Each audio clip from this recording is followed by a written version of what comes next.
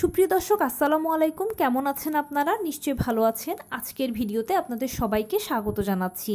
আজকে আমি আপনাদের সাথে শেয়ার করব বর্তমানে অধিকাংশ মাকেই কিন্তু কোনো রকম হেল্পিং হ্যান্ড ছাড়া তার বাচ্চাকে পরিবারকে একা একা ম্যানেজ করতে হয়। তো সব কিছু একা একা ম্যানেজ করতে গিয়ে মায়েরা ভীষণ হিমশিম খেয়ে যান। আজকে আপনাদের জন্য আমি খুব সহজ একটা উপায় শেয়ার করব, যেটা আমি মেনটেন করেছিলাম। দেখুন, আমার বাচ্চা যখন ছোট ছিল তখন তাকে পরিবারকে সব কিছু মিলিয়ে ব্যালেন্স করাটা আমার জন্য অনেক বেশি কষ্টকর ছিল। তখন আমি নিজের জন্য নিজে একটা রুটিন সেট করেছিলাম, যেই রুটিনটা মেনটেন করার ফলে আমি খুব ভালো সুফল পেয়েছি। আমি যেমন পরিবারকে ভালোভাবে সময় দিতে পেরেছি, তেমনি বাচ্চাকেও ভালোভাবে সময় দিতে পেরেছি, প্লাস নিজের জন্য কিছু সময় বের করতে পেরেছি। আমি সেই রুটিনটাই আপনাদের সাথে শেয়ার করব, যদি কারো সুবিধা হয় বা আপনারা যদি এর থেকে কিছুটা আইডিয়া পান। আমি যে কাজটা করেছি, যখন আমার বাচ্চা ছোট ছিল, আমার কোনো হেল্পিং হ্যান্ড ছিল না। আমি, আমার হাজব্যান্ড আর আমার বাচ্চা ছিলাম বাসায়। তখন আমার হাজব্যান্ড সকালবেলা 8টা থেকে 8:30 পর্যন্ত আমাকে সময় দিতে পারতো, অফিস যাওয়ার আগ পর্যন্ত। আমি খুব ভোরবেলা ঘুম থেকে উঠে যেতাম। এরপরে যা যা রান্নাবান্না আছে সব রান্নাবান্না শেষ করার পরে, গোসল শেষ করে অতঃপর হাজব্যান্ডকে আমি অফিসে লাঞ্চও দিয়ে দিতাম। এর পরবর্তীতে সারাদিনই আমার বাচ্চাকে আমি আস্তে আস্তে ম্যানেজ করে ঘরদোর গুছিয়ে পরিষ্কার করে ফেলতাম সব কিছু।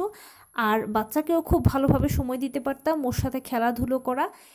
অতঃপর দুপুরবেলা ওকে নিয়ে একসাথে খাওয়া দাওয়া খেয়ে আমরা একসাথে ঘুমিয়ে পড়তাম দুজনে। বিকেলবেলা ছাদে গিয়ে কিছুক্ষণ হাঁটাচলা করতাম, আশপাশের যে সকল প্রতিবেশী ছিল বা গাছ পাখি এগুলোকে দেখাতাম সব কিছু। এতে কি হতো, একটা বাহিরের জগতের সাথে ও মেশার যে একটা ক্যাপাসিটি, এগুলো আস্তে আস্তে তার তৈরি হয়েছিল।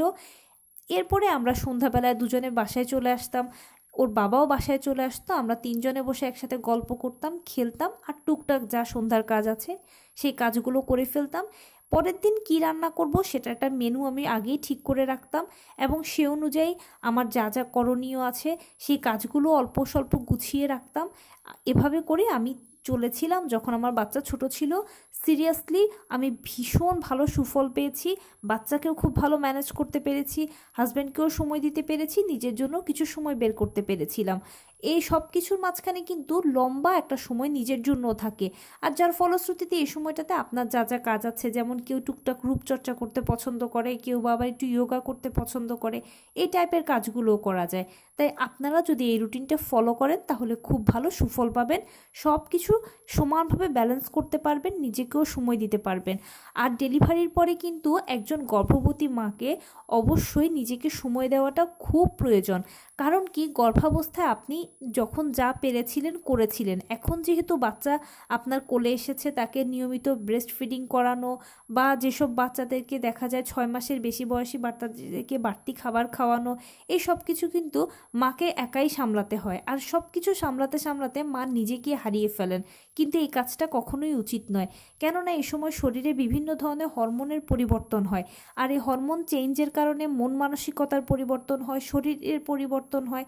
যদি মা নিয়মিত হাঁটাচলা করেন, কায়িক শ্রম করা, প্লাস পুষ্টিকর খাবার খাওয়া, এবং নিজের যে কাজটা করতে ভালো লাগে মানসিক শান্তির জন্য, সেই কাজটা যদি অল্প স্বল্প করতে পারেন, তাহলে আপনার মন মানসিকতাও ভালো থাকবে এবং সব কিছু সমানভাবে ঠান্ডা মাথায় ব্যালেন্স করতে পারবেন।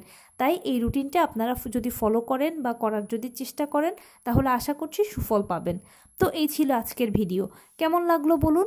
যদি ভালো লেগে থাকে ও হেল্পফুল হয়ে থাকে তাহলে প্লিজ লাইক, কমেন্ট, শেয়ার করতে একদম ভুলবেন না। আর সেই সাথে আমার চ্যানেলটিকে সাবস্ক্রাইব করার বিনীত অনুরোধ রইল। পাশে থাকা বেল আইকনটি ক্লিক করে দেবেন, যেন আমি ভিডিও আপলোড করার সাথে সাথে আপনারা নোটিফিকেশান পেয়ে যান। যদি কোনো প্রশ্ন থাকে কমেন্টসে জানাবেন, আমি রিপ্লাই দেব। প্লাস যদি কোনো পরামর্শ থাকে যে কোন বিষয়ের উপরে ভিডিও বানালে আপনারা উপকৃত হবেন, সেটাও জানাবেন। আমি আপনাদের পছন্দের সর্বোচ্চ প্রায়োরিটি দেব। ভালো থাকবেন, সুস্থ থাকবেন। আসসালামু আলাইকুম।